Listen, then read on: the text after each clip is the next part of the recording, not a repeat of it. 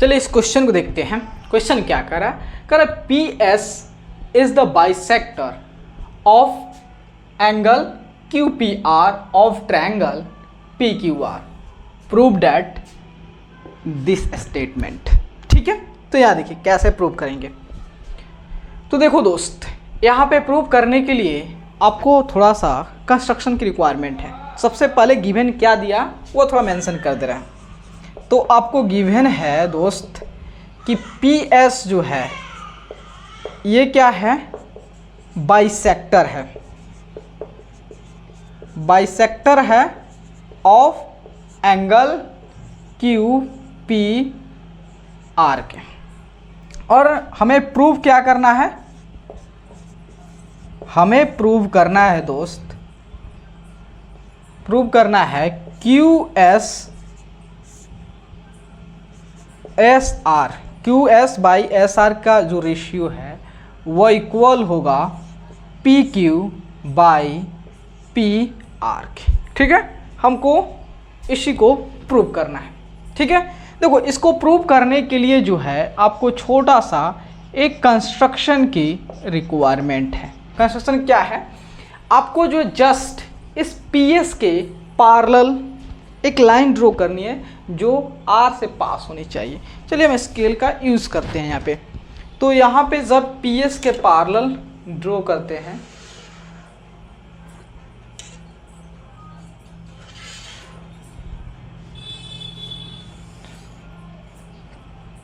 ये आपका कहीं इधर कटेगा। चलिए इसको भी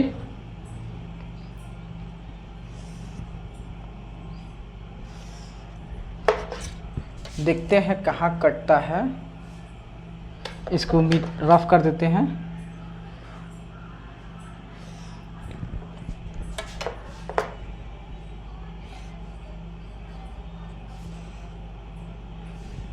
ठीक है, चलिए इसको इतना का मिटा देते हैं।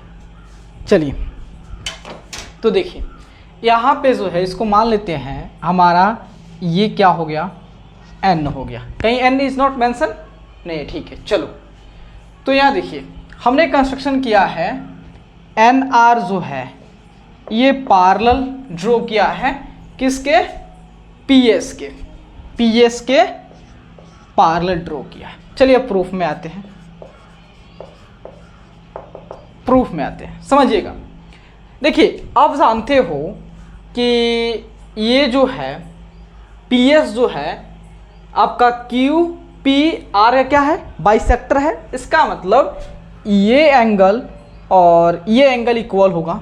ठीक है, सपोज डैट मान लेते हैं ये हमारा एंगल 1 हो गया, ठीक है, और ये हमारा 2 हो गया। तो इसका मतलब जो है आपका ये क्यू एस जो है बाइसेक्टर है, तो आपका एंगल 1 जो है इक्वल हो गया एंगल 2 के। ठीक है, एंगल 1 हो गया इक्वल 2 के। चलिए तो यहाँ पे लिख लीजिएगा P S is the bisector of angle Q P R. यहाँ पे लिखेंगे तो ज़्यादा टाइम लग जाएगा। ठीक है, उसके बाद यहाँ देखिए आप जानते हो P S and R N जो है क्या पैरेलल है, और ये देखो भाई आपका पी आर क्या है, ट्रांसवर्सल है। तो आपका एंगल 2 और ये मान लेते सपोज डैट एंगल 3 हो गया। ठीक है, तो आपका एंगल 2 जो है एंगल, हाँ एंगल 2 जो है 3 के इक्वल होगा।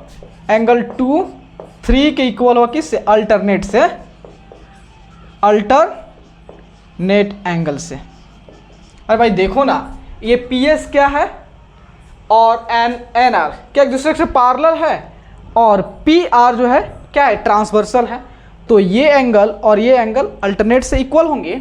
उसके बाद देखो अब आपका पी एस हो गया एंड एन आर हो गया, पैरेलल हो गया, और पी एन जो है क्या हो गया, ट्रांसवर्सल हो गया।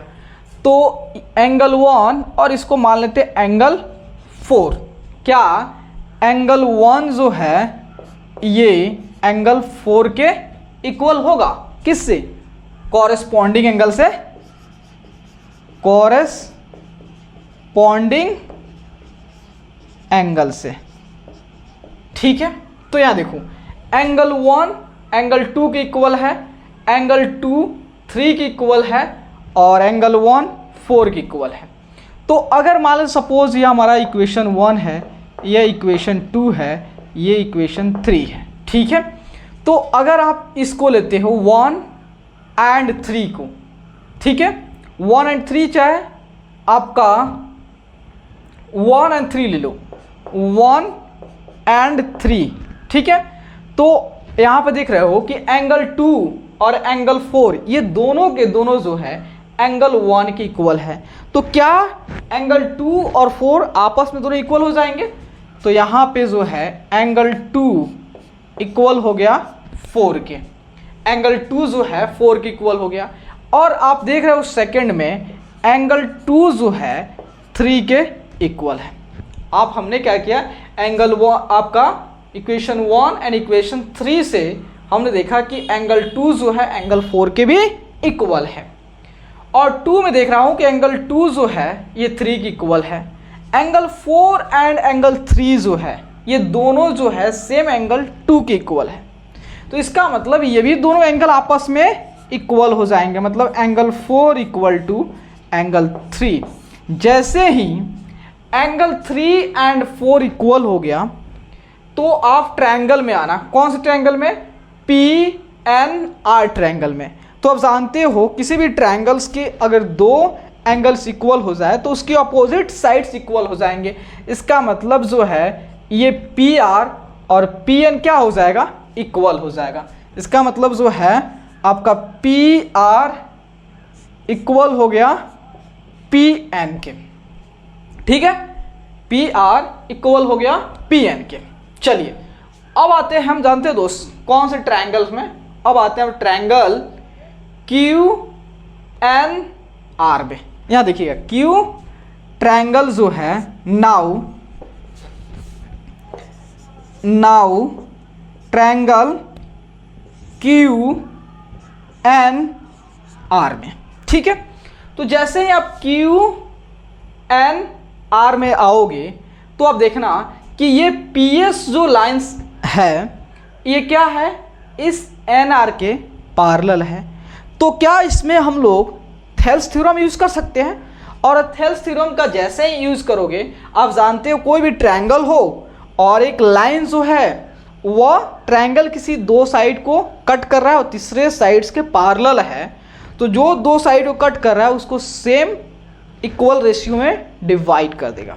ठीक है, तो कहने का मतलब जो है QP जो है QS, वेयर इज QS यहाँ लिखिए, तो QS और SR का रेशियो, SR का रेशियो, QS और SR का रेशियो और QP एंड PN का रेशियो इक्वल होगा। QP और PN का रेशियो इक्वल होगा किससे? थ्योरम से, आपका बाई थेल्स थ्योरम से, थेल्स थ्योरम से, क्योंकि आपका QNR में जो है ये PS जो लाइन है आपका NR के पैरेलल है, तो और ये दो साइड को कट किया है, तीसरे साइड के पैरेलल है, तो ये तो हो गया। ठीक है, कोई बात नहीं है। उसके बाद जो है दोस्त देखना यहाँ पे QS बाई SR इक्वल है QP बाई PN। ठीक है, आपको QS बाई SR तो आ गया, QP, तो इसके बदले आप ऐसे भी लिख सकते, कोई दिक्कत नहीं है, PQ लिख सकते हो, उसे कोई दिक्कत, PQ हो गया। और PR के जगह पे यहाँ PN की जगह पे PR होना चाहिए, यही नो। तो आप देखना PR जो है PN के इक्वल है, तो क्या PN के जगह जो है PR लिख सकते हैं? तो इसको रफ कीजिए एंड PR लिखिए। क्या हमें यही प्रूव करना था ना? प्रूव्ड हो गया कितना इजी से, आसानी से। चलिए नोट कीजिए।